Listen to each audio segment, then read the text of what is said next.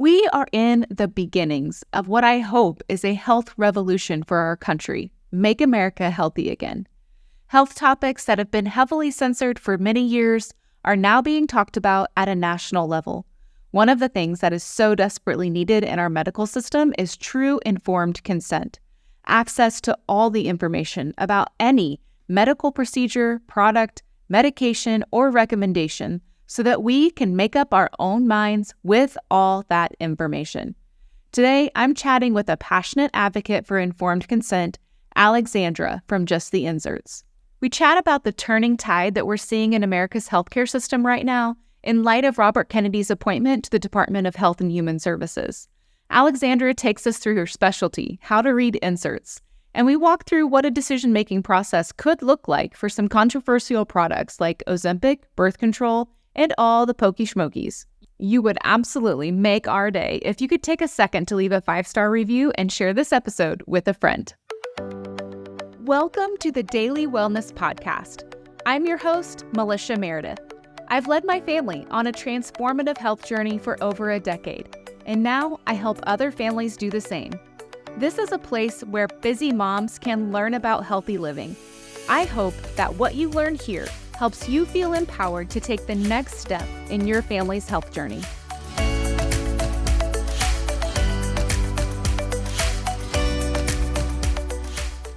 Alexandra, thanks for joining me. Thank you so much for having me. I'm excited to be here.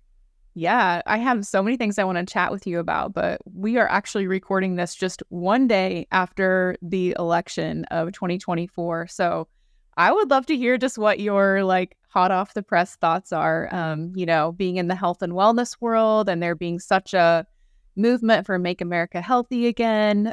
What are your thoughts and feelings after Election Day? So I'll be honest, I'm more of an independent voter. I don't really align fully with either side. So I've kind of just been very observant in the background of all of this. And I was really hard. It was really hard for me because it was, do I vote for someone that was in office when a product that I thought should never be on the market was brought to market? Or do I vote for someone that was part of the administration to bring that product into a mandate, and then also there's evidence that this administration was responsible for me being deleted off Instagram. So I was very torn. I didn't really want to vote, but when RFK Jr. united with President Trump, that was a very defining moment for me because no one can discredit what he's done or what RFK Jr. has done. He has been so vocal in the community for years and years and years. He was one of the first people that I ever saw talk about this topic in a very intellectual way, and his track record is just phenomenal.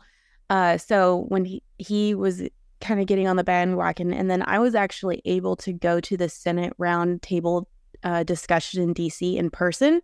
I was in the second row in the front, and I made eye contact with RFK Jr. several times. So that was really cool to see. And that you're fangirling there. Yeah, it was just really exciting to see that and to see them in person and to see that they weren't, they didn't have teleprompters. They didn't have, they had their speech out in front of them, but they didn't have note cards. They were genuinely concerned with the state of America, of our children, of ourselves, of our schools, of everything. They were generally just very concerned about it. And so that really made me start being excited and seeing that everybody at that table had a different political affiliation. Not everybody aligned perfectly. And I thought it was beautiful. I thought it was just a beautiful moment that you could have someone that was raised Democrat, ran as an independent, was with a Republican congressman, was with all these different people from all these different backgrounds, all different ages. And it was just really beautiful and something that I think a lot of people strive to do. But here where I was sitting in a room and it was actually happening. So that was like a little glimpse into what I saw that could potentially happen. So I started to get a little bit more invested. I didn't really pay attention to the news before that, but then I started getting a little bit more invested. And then I started realizing more and more people were talking about it and just seeing it in the comments. I have a personal Instagram. My personal Instagram only has 100 followers or something, and it's only family and friends.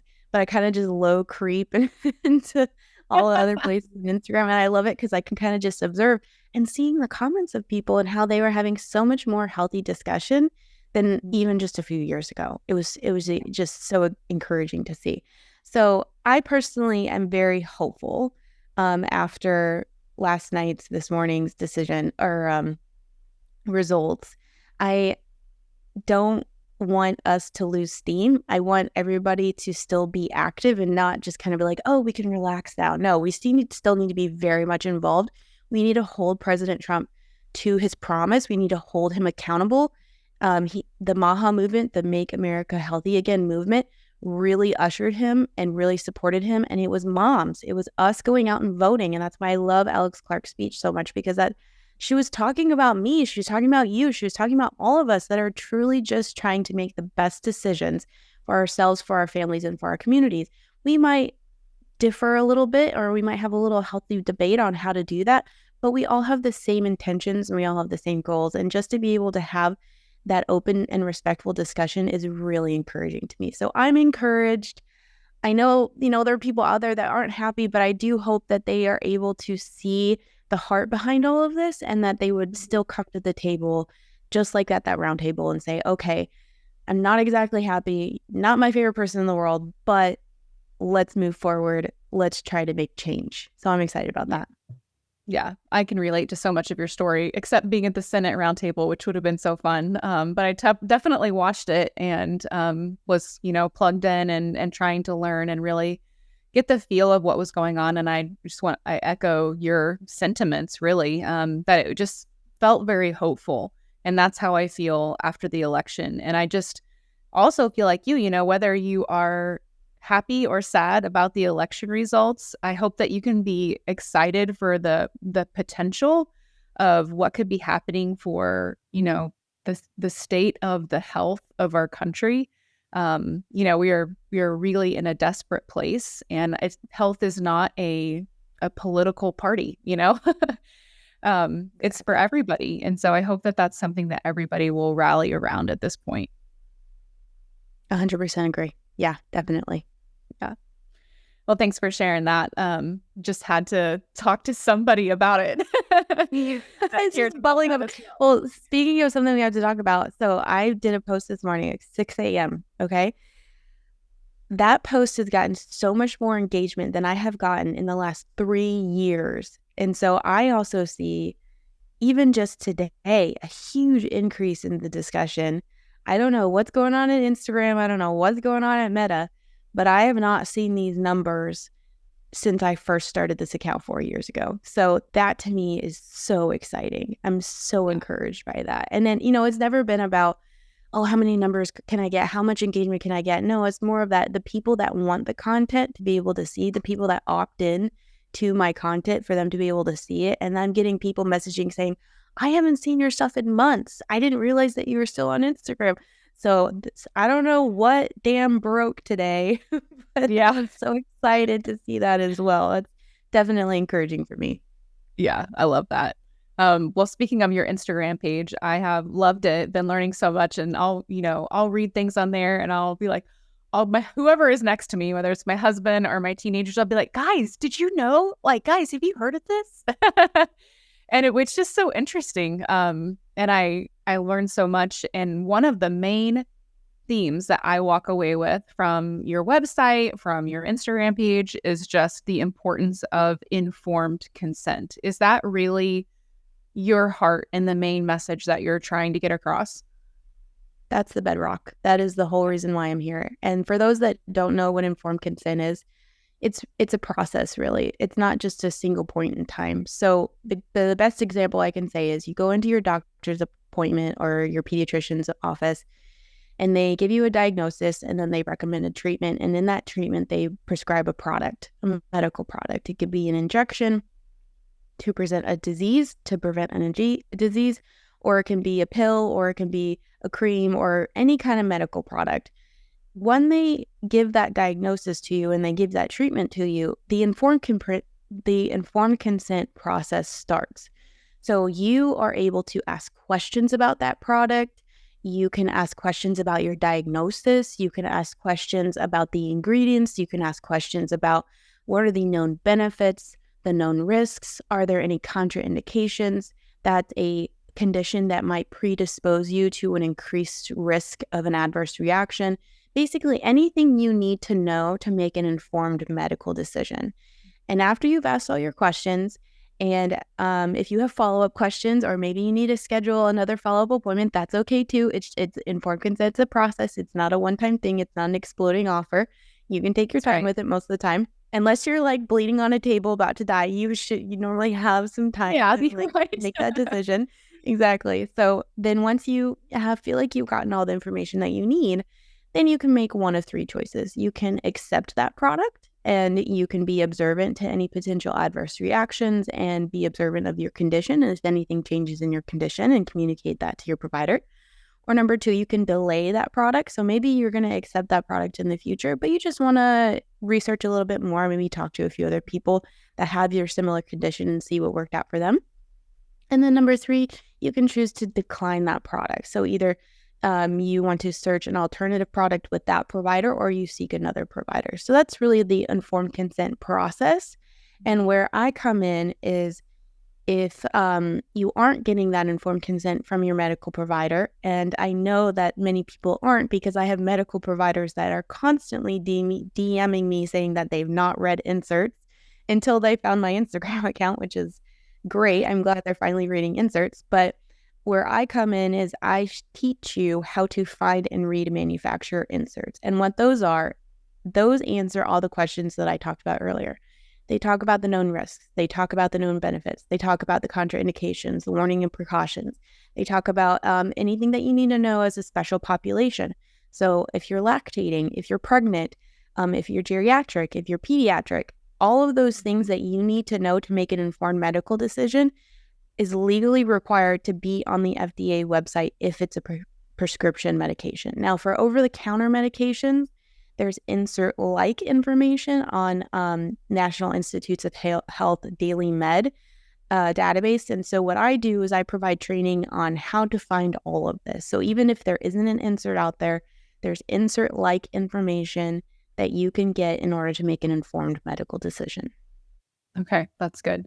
So I'm thinking back to times I was in a pediatric office, right? And if my kid was sick and I was wondering about a medication that they were recommending, or if they were due for a vaccination on that pediatrician's schedule, and then they were recommending that to me. And I asked for information about it.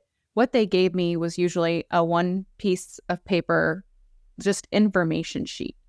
And at first I really didn't realize that there was anything else out there other than what they gave me, right? So just so everybody knows, like what you're talking about as the insert is not the one page like FAQ that you get sometimes at a pediatrician's office. Excellent point. So there's something called the National Childhood Vaccination Act of 1986. And what happened is vaccine manufacturers came to the federal government and said, we can no longer be profitable with all of the adverse reaction lawsuits that we're getting. So the government stepped in. They created a vaccine injury compensation program, a vaccine adverse events reporting system called VAERS, to take that burden off of pharmaceutical manufacturers just for vaccines.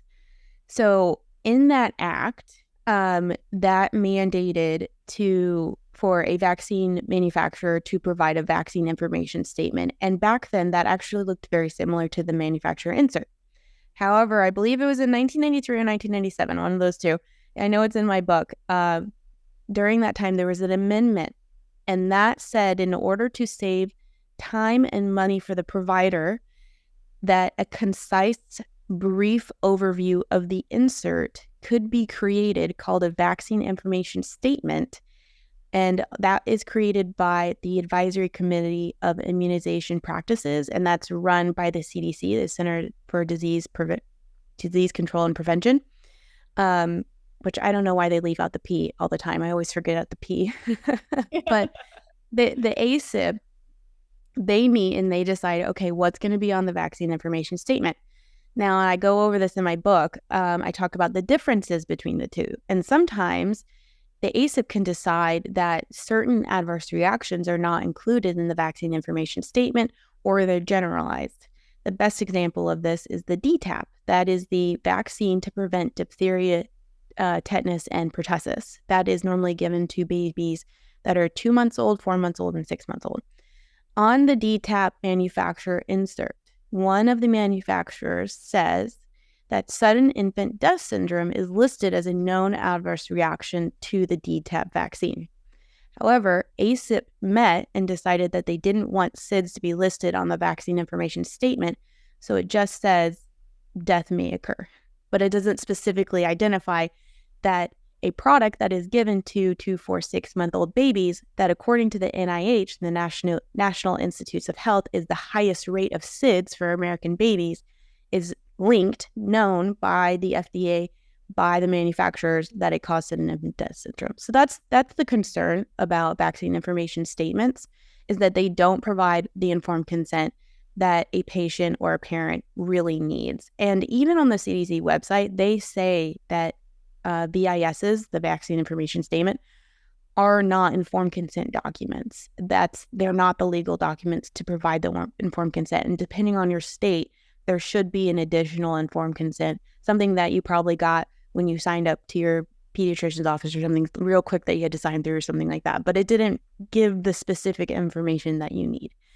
Right. So what I do, I take that cherry-picked information from credible resources, from .gov resources. Almost everything that I cite, 99.9% of it, is from .gov resources, from the CDC, FDA, NIH, manufacturers. I take all that information that's been cherry-picked over and I provide it to you so that you can make the best decision for yourself. And my goal, and I want to be very clear in this, my goal is never to make the medical decision for you. My goal is just to make sure that you make that decision informed, whether you accept, delay, and decline. So you can be observant. Just know if there is SIDS tied to this vaccine, that you can be observant for your baby when you give them that vaccine. And if you do notice that there's any kind of issues, if they're not breathing correctly or something like that, that you can expedite treatment and eliminate diagnostic confusion, and you can get the help that you need. I personally, now my personal views, I do think that a product that has SIDS on it should be pulled on the market for further safety studies, but that's just an example of what my goal is. Right. Yeah. That's very helpful to understand the difference between what you're actually given in a doctor's office and what information is available to us if we do just a little bit of digging, right? But I mean, I didn't know, like, I was 5 to 7 years into being a mom before I realized, that I should even be questioning what my pediatrician was recommending, that there might be other options out there for my family. So it was very overwhelming at first, to kind of have that light bulb moment of I should be doing some research here, and where do I do that, and how can I do that, and what information can I trust, and how it is kind of like a new skill to be able to read through an insert on a pharmaceutical or a vaccine product. So it took some time definitely for me to get to where I felt kind of comfortable and then actually feeling informed. You know what I mean? So that's why I love. Oh yeah, it used to take me hours. Yeah. Sorry, what? Yeah. I always think about that when I see one of your posts. I'm like, I wonder how much time she spent making this post, because it's so much. I'm much better now. It used to take me hours just to read it, and then it would take me days to create the post. And now I can knock them out pretty quickly, because I've spent over 10,000. I've actually calculated. I've spent over 10,000 hours on .gov websites reading manufacturer inserts. I was cracking up the other day because I was getting a facial, and my friend was like, "Wow, you've got a lot more creases up here." And I said, because I'm reading too many inserts. I need to wear my frownies while I'm reading inserts. That's funny. So, but it's normal. It's definitely normal when you first start. It looks foreign. It's definitely not super easy to read. But once you get that framework, and that's why I have a free training course on my website, no email required to access. It has optional audio in English and Spanish. It should take about 2 to 3 hours to go through. Hundreds of thousands of people have taken this course, and most of them have told me it takes about 2 to 3 hours collectively. You don't have to do it all in one sitting. You can break it up. But I go through exactly step by step each part of the insert. I provide all of my citations. I'm really big on transparency. That's one of my core values is I want everything to be transparent. I want everything that I say to be cited because I don't want to replace your research. I want to streamline your research. So in the training course, I go step by step and then I train you on how to do everything that I do so then you can go do it for yourself. And the main reason why I did that is because I have a huge list of people saying, can you research this? Can you research this? This product just came on the market. Can you research this? I am a mom of 3 little kids and I have a lot on my plate. Like I have so much stuff that I'm doing and I feel horrible and my heart breaks when I can't get to a post as fast as somebody wants me to. And so that's why I did the training course and that's why I did the book. And the book is the training course is great because it's free and it's accessible and it's easy. But the book goes way more in depth than the training course. I would not be able to put most of what I put in the book in the training course just because of, website and all of that stuff. Actually running a website is really, I'm sure you're aware of this as well, is really hard, especially when it's as big as mine is. And I get so many hits on it that it's very expensive. So I try not to put like too much stuff on there. But that's why I did the training course in the book. So then you can go do it. And then this one woman messaged me. She said, hey, I was in the ER. My husband had a heart attack. They wanted to get him this drug. I remembered your training course. I looked up the insert and I realized that he had a contraindication and this drug would have been like super fatal for him. So just thank you so much that I was able to do this. And so it's not even just for you. It's for your family members. It's for whatever you need. I have had somebody message that their neighbor mentioned some medication that they were going to start in, but they knew that they had a contraindication or they knew something else and they were able to say like, hey, are you sure that is meant to be taken at the same time? So it's just a great tool to have. No matter if you have a diagnosis that you're dealing with right now, it's just great training. And why not? Yeah. Why not take it? It's all there for you. Yeah. And we'll definitely put that in the show notes for everyone. But I just hope people listening feel encouraged by hearing your story, hearing my story, and knowing that your resources out there and being like, I can do this. This doesn't have to be something that just totally defeats me because it feels overwhelming. You can totally do this, mamas. Yes, you can. I have full confidence. If I could do it, you can definitely do it. Yeah, it's hard. And I will say it's hard. It's not super easy. Like you do have to pay attention, but it is so worth it. Yeah, for sure. That feeling of that you have knowing that you're confident, in what you're giving your child or yourself or whatever the case may be. That's kind of priceless, to really feel confident that you are making the best decision and not just being pushed one way or the other or rushed into something. One of the most powerful things I think you said is that you have 3 options. Because honestly, like I really only thought I had one. I think we're just trained in the way our society and our medical system works is you go to the doctor, you get a recommendation, you do what the doctor recommends, right? And that's really how I operated for a lot of my, younger years of life and my young motherhood years. Oh yeah, me too. So to know that you have the option to delay, you have the option to deny, right? Like that is powerful, right? You can say no. You can say I'm going to wait or I'm going to think about it. That is a powerful thing to know because it's not something that's really taught in our culture. Yeah, exactly. And too, there are so many different manufacturers for a similar product. So when you go to research a product that your doctor might have recommended to you, you can ask them, are there any other products on the market similar to this? Or you can just go research it yourself. Most of the FDA says what other competitive products are there. So maybe there's a product that you research and there are known issues because it has some type of preservative or some type of other excipient that's in that drug or vaccine. And you can look at other ones and say, okay, well, maybe this is better. Maybe my son has an egg allergy. Maybe I can look at something that doesn't have egg, or maybe I can look at this ingredient or that ingredient. And so that's why I tried to communicate as much as I can when people will look at my account and they said, oh, you're anti this, you're anti this. I'm like, no. I want you to make the best decision for yourself. if you need to find a better medication that works for your situation, or you need to, like this one woman that I was talking with, she was on Adderall, and she realized that whenever she consumed vitamin C, it lowered the effectiveness of her Adderall.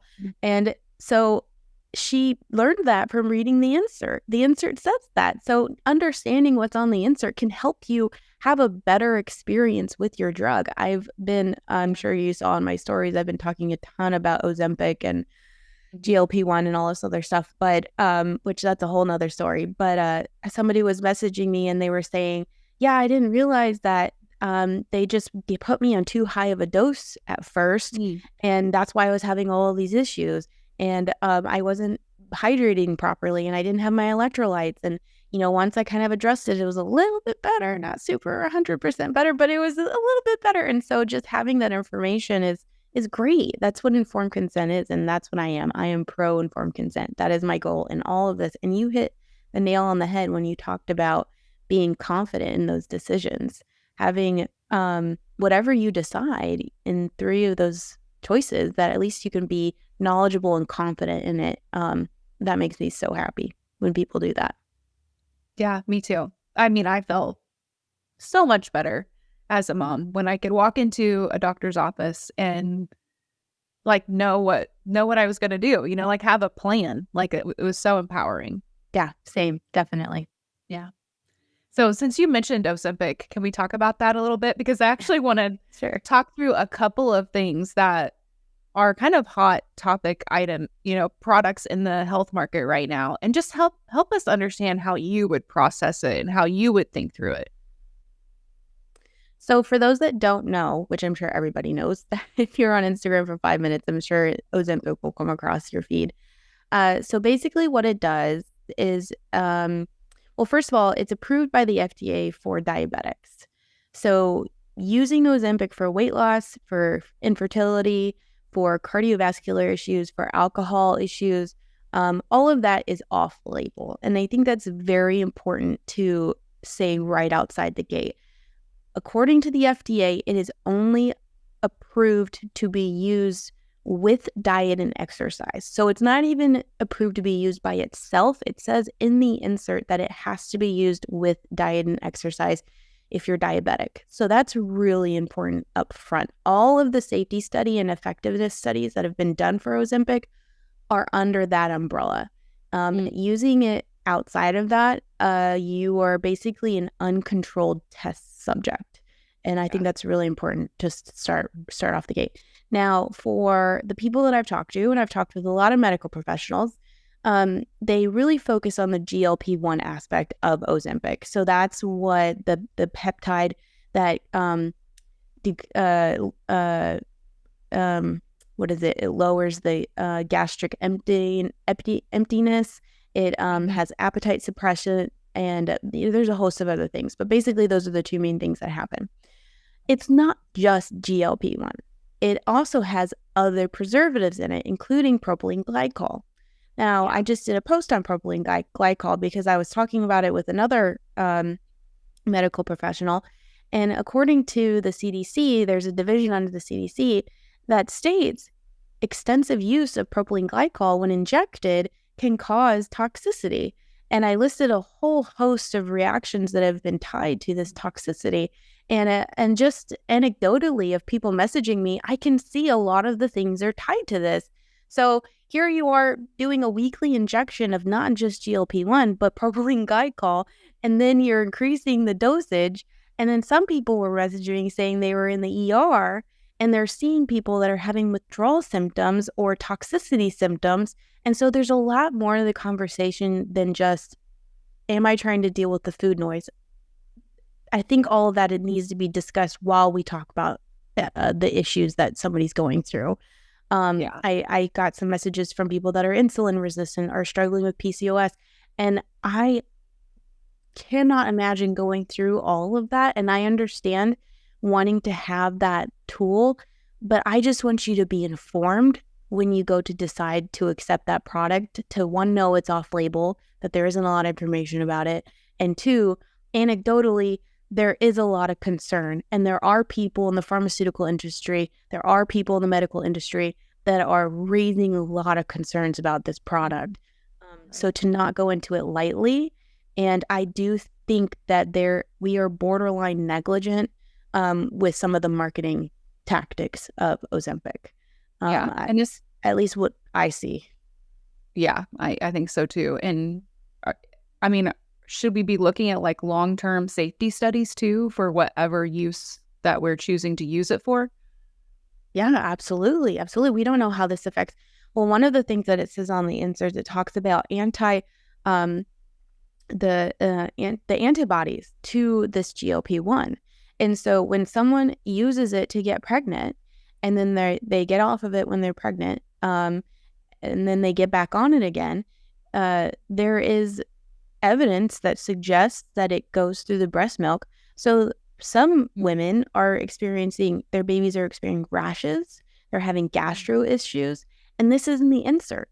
This is something that we do know that can be linked to it, and that's not being talked about. And so when you talk about the long-term studies, I've had messages of women saying, I was struggling with PCOS, I couldn't get pregnant, I got on it, I lost some weight, I was able to get pregnant, and I have a healthy baby.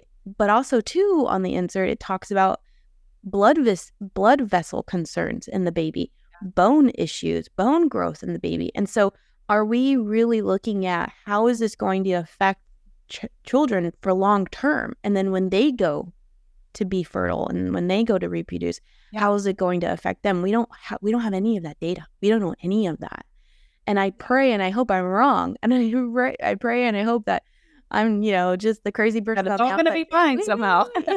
Yeah, I would love to be that. I would sleep fine if that was the case, because it breaks my heart when I see people accept a product under false pretenses and thinking, okay, well, this is safe. Everybody else says it's fine, so I'm going to do it anyway. That's what really gets me fired up about it. Yeah, I agree. Just the lack of educating in, that medical professional setting, whether it's a pediatric office or your primary care physician or whatever. I know that their hands are tied sometimes with the time that they can spend with patients and stuff like that. So we really do have to take it upon ourselves. We have to take that responsibility to educate ourselves for us, for our kids. That really helps to hear how you think through that issue. Another one that I think is really pressing right now is that the fact that they just added the COVID shots to the pediatric vaccination recommendation schedule. What questions should we ask ourselves about that? Where do you even start with something like that?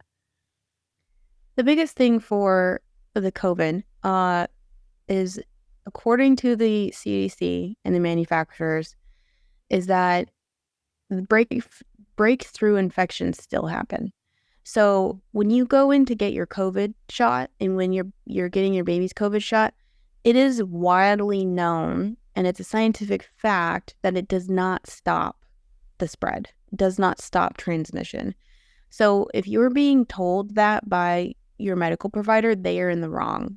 There is enough evidence out there to prove that that's not true. So that's the first thing, is to just go in and understanding that. The second is that many of these injections have not been studied in conjunction with each other. So here you have a pregnant woman is getting Tdap, could be getting flu, depending on what time of year it is, could be getting the maternal RSV vaccine, depending on what time of year it is. And then when the baby's born, is getting Hep B, the antibiotic for the eyes, synthetic vitamin K injection. That's all within just 24 hours of the baby being born. So really, you have to look at, does this make sense that I'm trying to overload a brand new baby, a brand new kidney, brand new liver, all of these things that we know have excipients. We know excipients are other ingredients in the vaccine. We know that there are high aluminum levels in the Tdap. I talked about this in my book. I believe it was the CDC or the FDA stated that autism could be linked to environmental toxins exposed to the pregnant mother, including aluminum. And we know aluminum's high in DTAP or TDAP. So you really have to look at all these things and think, does this resonate with me? And while you're researching, to understand and really root out, am I deciding this because I fear a disease? Do I fear COVID? Do I fear RSV? Do I fear all of these things? Or do I fear upsetting my doctor? Or do I fear going against the grain? Or do I fear somebody judging me because I might delay or decline this product? Or do I fear I might lose employment or lose educational opportunities? Those are two very different things. And for me, it's really unhealthy as a society to set the precedent that we accept products based on the fear of judgment or people or anything like that, because you can take COVID product and you can replace that with anything else. So I really, really would advise anybody, if that fear is not rooted in fear of a disease, that maybe you should pause and really work through that first before you accept the product. You could always have time. You always have time to research it more. Like I said before, if you're not like dying on a table, and even then you are dying on the table, like none of those products are going to help you. So you really do have time when it comes to those products. And then really research the disease. Understand, how does this transition, how does it go from person to person? Are there things that increase my risk for it? Are there things that maybe increase, like COVID? The COVID vaccines are known to have cardiovascular concerns. So does that make sense to put that on a newborn baby?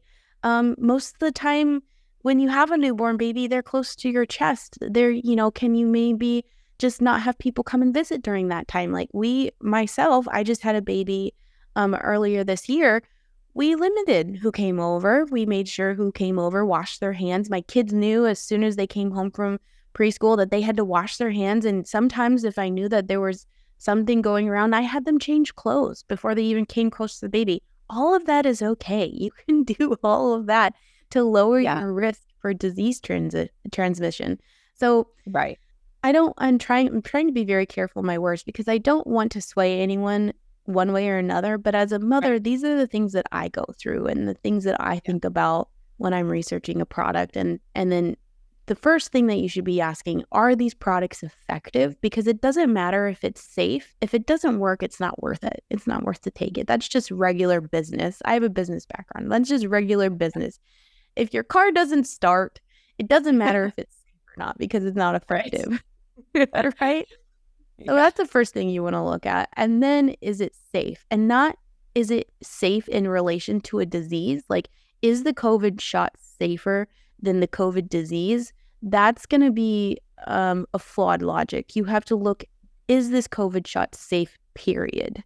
And you'll notice that as you start to listen to the marketing tactics and you start to listen to the CDC and the FDA, that everything is always compared to the disease. And I think that's very flawed, because, and I talk about this in the book, there was a federally funded study that stated only 1% of adverse reactions are reported for vaccines. And I think I want to say it was like 3 to 10% of adverse reactions for drugs. So it is known that reactions are not rare, but underreported.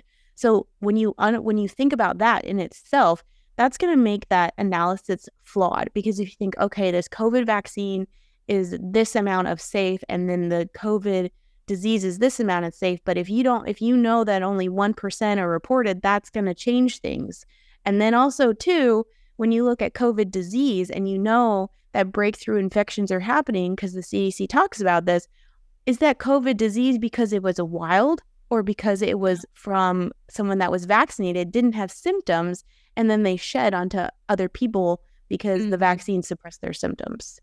Yeah. So it's messy. There's just a lot to it and a lot of conversation. And it's not going to be, like I said before, it's not going to be you just sit down and you research and you make your decision. It's going to take some time to research all of it and to wrap your head around it and to listen to podcasts and listen to different people from differing views. So then you can come and you can say, okay, this makes sense for my family and my situation, and then go forward from there. Yeah. And another question that I've thought to ask myself is, what's my goal here? If I'm being recommended a product, a medical product of some kind, a pharmaceutical, like, what's my goal? And if my goal is to prevent disease or build my immune system, is this the only way I can do it? Or is there another way that would be a better fit for us? Like sometimes we're only given this one option when we really have multiple ways that we could really reach our goal. Yes, absolutely. We're told this false dichotomy that it's either you have to get this product or you'll die of this disease. And that's not true. We have modern medicine. We have natural medicine. We have so many things that are available to us that it isn't just this black and white situation. Yeah. I heard you say in one of your posts that the way forward has to include removing all mandates and repealing the National Childhood Vaccination Act of 1986. So I think we, being in the world right now, I think we all understand what mandates are.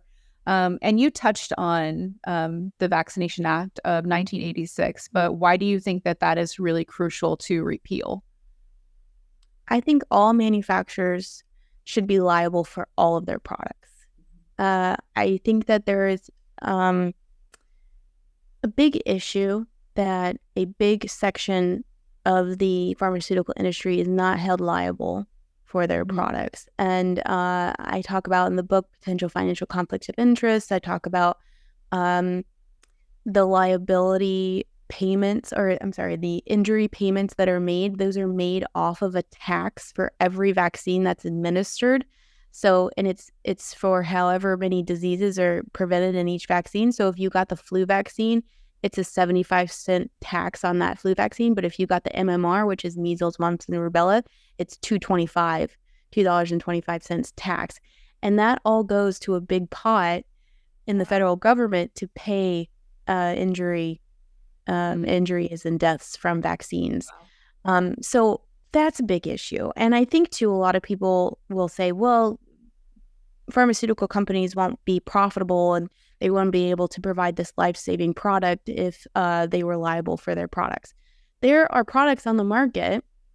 There are prescription products on the market with equal to worse adverse reactions listed on the insert, and they are still profitable. There are still people that will want vaccines. And that's fine. If they want to have vaccines, they can have access to vaccines. But manufacturers should be liable to any adverse reactions that happen from them. And speaking to the mandate part, when we've been talking about informed consent, in order to have informed consent, it's a decision that is made by the patient, by the parent. Now, in order to make a decision, you have to have multiple options. You have to have one, or you have to have more than two options. You have to at least have one to two options. And so that means that you have to have the ability to delay or decline. Now, some people say, well, what about exemptions? Exemptions, you're still operating under somebody else's authority over your body. And we're going to weave into this concept that I normally talk about. You are responsible for any adverse reaction that happens when you accept a medical product. Therefore, you have the authority to accept, delay, or decline that medical product. Same if you decline that product and you're responsible for any disease or anything like that, you're responsible for that too. So you have the authority to accept a product or delay or decline. When you have an exemption, you are still outsourcing that authority to somebody else. And so that's why in a society that values informed consent, mandates cannot exist. They are mutually exclusive. Yeah. I had a situation in my pediatric office where, we weren't going by their recommended schedule, and they eventually just said, you can't come here anymore. I got fired by a few of them. Yeah, I know. So, I know that's a fear of a lot of moms, just that they'll be, kind of cast out of their pediatric office. So I just want to speak to any moms kind of worried about that, is that you can find a provider that will respect you. And so I just want you to know that, because I know that is hard, and depending on the area that you live in, and if you're used to that or not, and how kind of thick your skin is, but it's really going to be okay. It is. And I have a whole chapter in my book called How to Find Providers Who Value Informed Consent. I have phone scripts in there. It's a template on how to find people in your area. And I am working on a pro-informed consent provider directory. It should be done by January of 2025. I've already been working on the back end of it.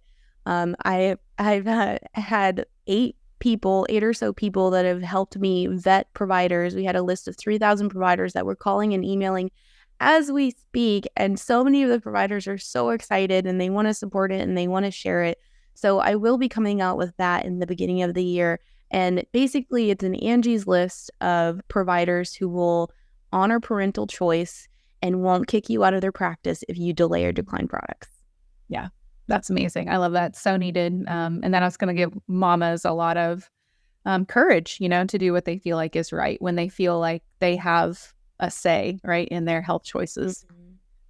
Yeah. Yes. So the last question I want to ask is what advice you would give to moms, as they're just kind of starting to wade through this information. Maybe they haven't really stepped into the world of informed consent and really taken on that role of being an advocate for their own health. But before we do that, tell us about your book and kind of how we can keep learning from you.